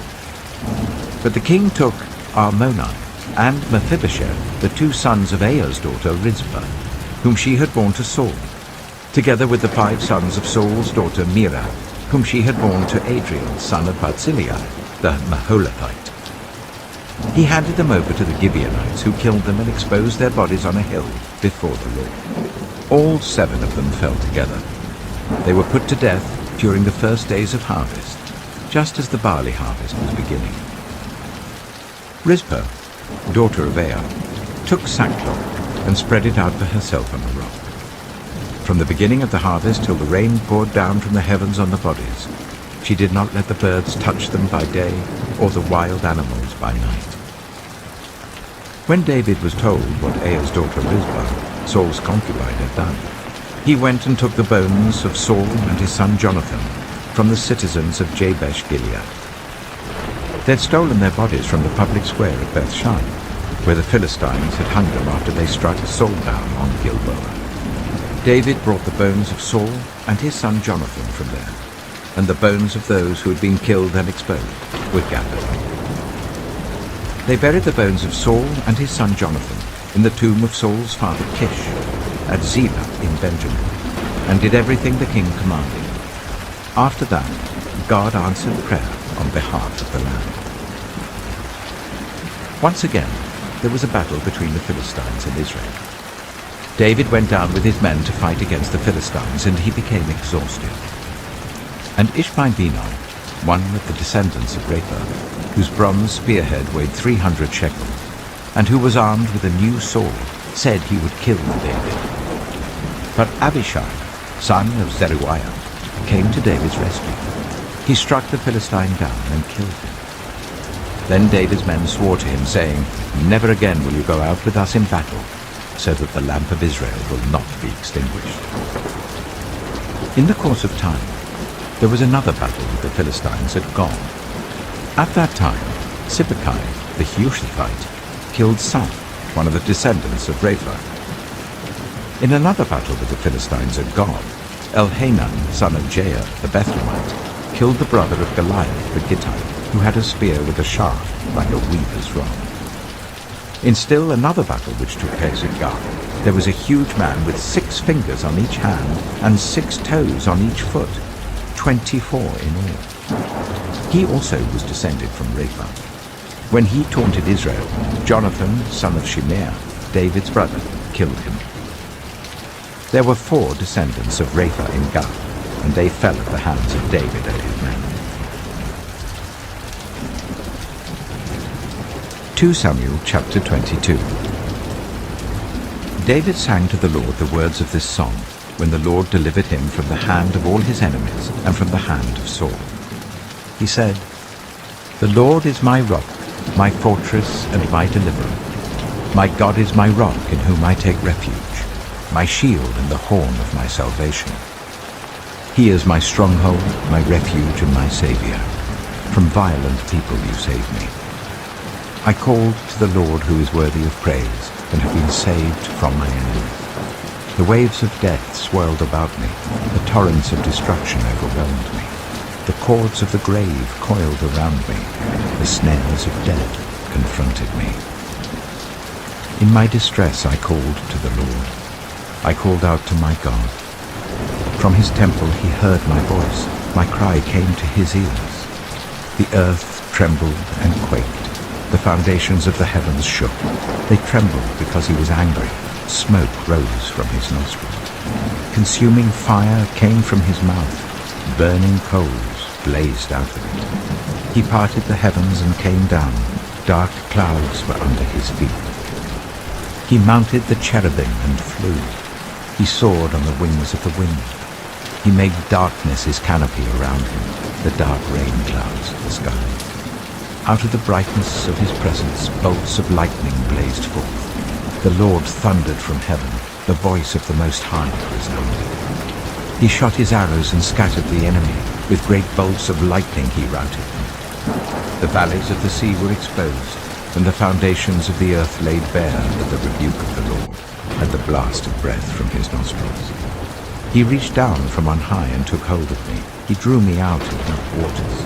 He rescued me from my powerful enemy, from my foes who were too strong for me. They confronted me in the day of my disaster, but the Lord was my support. He brought me out into a spacious place. He rescued me because he delighted in me. The Lord has dealt with me according to my righteousness. According to the cleanness of my hands he has rewarded me.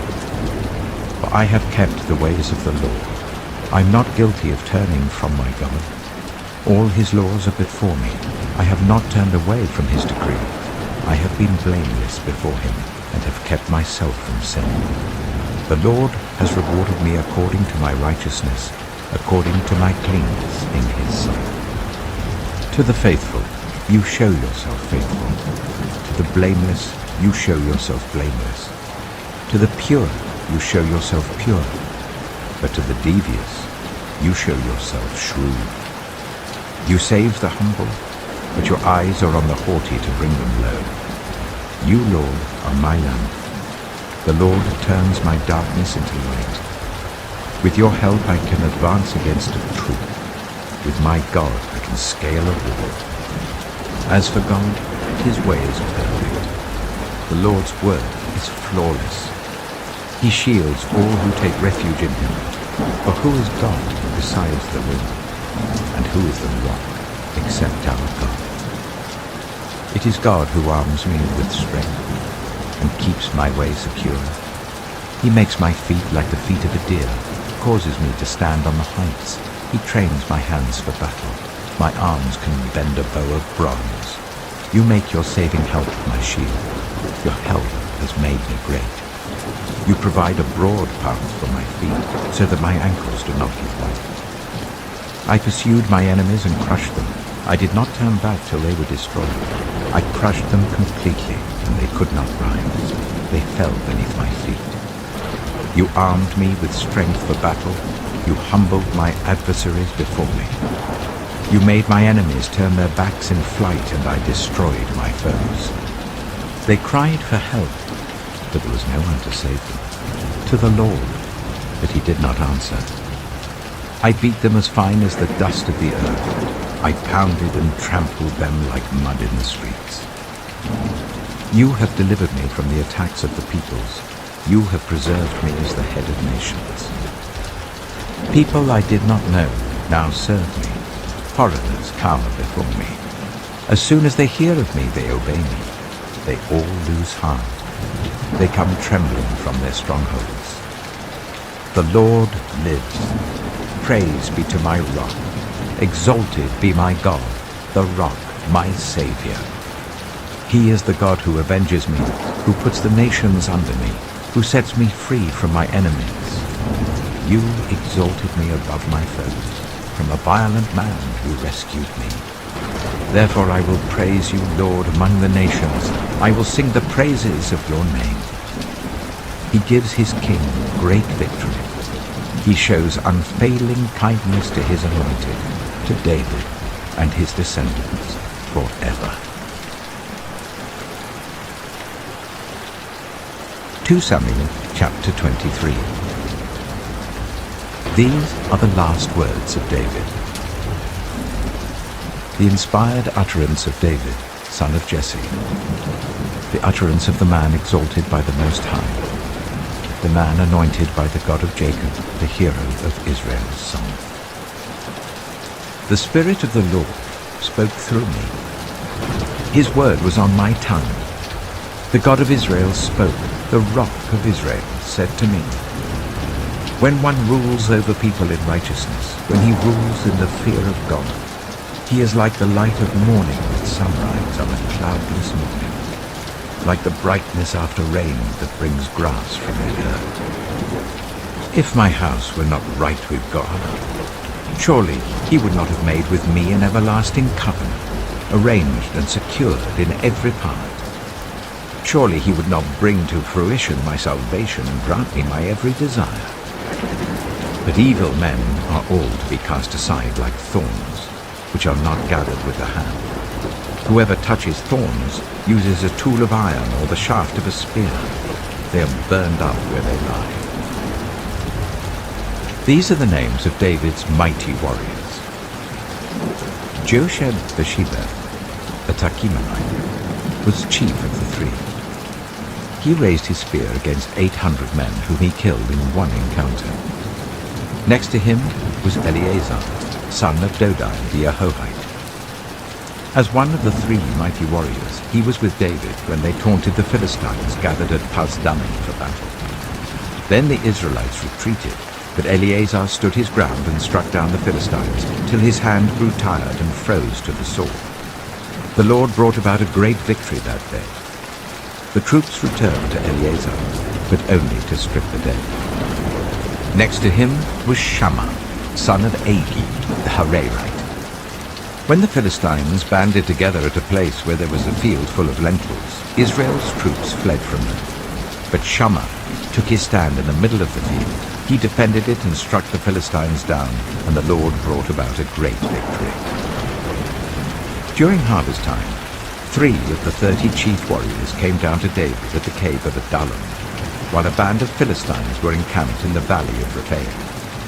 At that time, David was in the stronghold, and the Philistine garrison was at Bethlehem. David longed for water, and said, Oh, that someone would get me a drink of water from the well near the gate of Bethlehem. So the 3 mighty warriors broke through the Philistines' lines, drew water from the well near the gate of Bethlehem, and carried it back to David. But he refused to drink it. Instead, he poured it out before the Lord. Far be it from me, Lord, to do this, he said. Is it not the blood of men who went at the risk of their lives? And David would not drink it. Such were the exploits of the 3 mighty warriors. Abishai, the brother of Joab, son of Zeruiah, was chief of the 3. He raised his spear against 300 men, whom he killed, and so he became as famous as the 3. Was he not held in greater honor than the 3? He became their commander, even though he was not included among them. Benaiah, son of Jehoiada, a valiant fighter from Kabzeel, performed great exploits. He struck down Moab's 2 mightiest warriors. He also went down into a pit on a snowy day and killed a lion. And he struck down a huge Egyptian. Although the Egyptian had a spear in his hand, Benaiah went against him with a club. He snatched the spear from the Egyptian's hand and killed him with his own spear. Such were the exploits of Benaiah, son of Jehoiada. He too was as famous as the 3 mighty warriors. He was held in greater honor than any of the 30, but he was not included among the 3. And David put him in charge of his bodyguard. Among the 30 were Asahel, the brother of Joab, Elhanan, son of Dodo from Bethlehem, Shammah, the Harodite, Elika, the Harodite, Helez, the Paltite, Ira, son of Ikesh from Tekoa, Abiezer from Anathoth, Sibbecai, the Hushathite, Zalmon, the Ahohite, Maharai, the Netophathite, Heled, son of Baana, the Netophathite, Ittai, son of Rivai from Gibeah in Benjamin, Benaiah, the Pirathonite, Hiddai from the ravines of Gaiah, Abi-Albon, the Arbathite, Azmaveth, the Barumite, Eliabah, the Shealbanite, the sons of Jashen, Jonathan, son of Shammah the Hararite, Ahiam, son of Sherah the Hararite, Eliphalet, son of Ahazbai the Maacahite, Eliam, son of Ahithophel the Gilonite, Hezro the Carmelite, Peorai the Arbite, Igal, son of Nathan from Zobah, the son of Hagrai, Zelek the Ammonite, Naharai the Beerothite, the armor-bearer of Joab, son of Zeruiah, Ira the Ithrite, Gareb the Ithrite, and Uriah the Hittite. There were 37 in all. 2 Samuel chapter 24. Again the anger of the Lord burned against Israel, and he incited David against them, saying, Go and take a census of Israel and Judah. So the king said to Joab and the army commanders with him, Go throughout the tribes of Israel from Dan to Beersheba, and enroll the fighting men, so that I may know how many there are. But Joab replied to the king, May the Lord your God multiply the troops 100 times over, and may the eyes of my lord the king see it. But why does my lord the king want to do such a thing? The king's word, however, overruled Joab and the army commanders. So they left the presence of the king to enroll the fighting men of Israel. After crossing the Jordan, they camped near Aroer, south of the town of the gorge, and then went through Gad and on to Jazer. They went to Gilead and the region of Tatim Hodshai, and on to Dan Jeah, and around towards Sidon. Then they went towards the fortress of Tyre, and all the towns of the Hivites and Canaanites. Finally, they went on to Beersheba in the Negev of Judah. After they had gone through the entire land, they came back to Jerusalem at the end of 9 months and 20 days. Joab reported the number of the fighting men to the king. In Israel, there were 800,000 able-bodied men who could handle the sword, and in Judah, 500,000. David was conscience-stricken after he had counted the fighting men, and he said to the Lord, I have sinned greatly in what I have done. Now, Lord, I beg you, take away the guilt of your servant. I've done a very foolish thing." Before David got up the next morning, the word of the Lord had come to Gad, the prophet, David's seer. "Go and tell David, this is what the Lord says. I'm giving you 3 options. Choose one of them for me to carry out against you." So Gad went to David and said to him, "Shall there come on you 3 years of famine in your land, or 3 months of fleeing from your enemies while they pursue you, or 3 days of plague in your land? Now then, think it over and decide how I should answer the one who sent me." David said to Gad, "I am in deep distress. Let us fall into the hands of the Lord, for his mercy is great, but do not let me fall into human hands." So the Lord sent a plague on Israel from that morning until the end of the time designated, and 70,000 of the people from Dan to Beersheba died.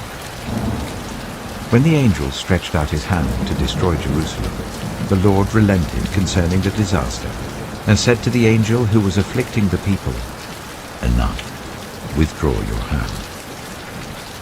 The angel of the Lord was then at the threshing floor of Araunah the Jebusite. When David saw the angel who was striking down the people, he said to the Lord, "I have sinned. I, the shepherd, have done wrong. These are but sheep.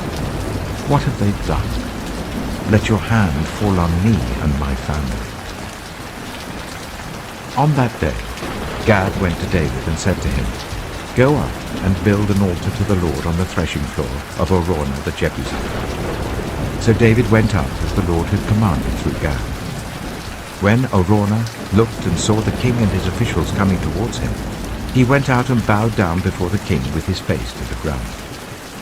Araunah said, "Why has my lord the king come to his servant?"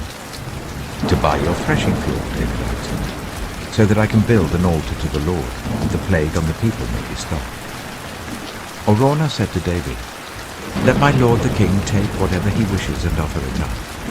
Here are oxen for the burnt offering, and here are threshing sledges and ox yokes for the wood. Your majesty, Araunah gives all this to the king." Araunah also said to him, "May the Lord your God accept you." But the king replied to Araunah, "No, I insist on paying you for it. I will not sacrifice to the Lord my God burnt offerings that cost me nothing." So David bought the threshing floor and the oxen and paid 50 shekels of silver for them. David built an altar to the Lord there and sacrificed burnt offerings and fellowship offerings. Then the Lord answered his prayer on behalf of the land, and the plague on Israel was stopped.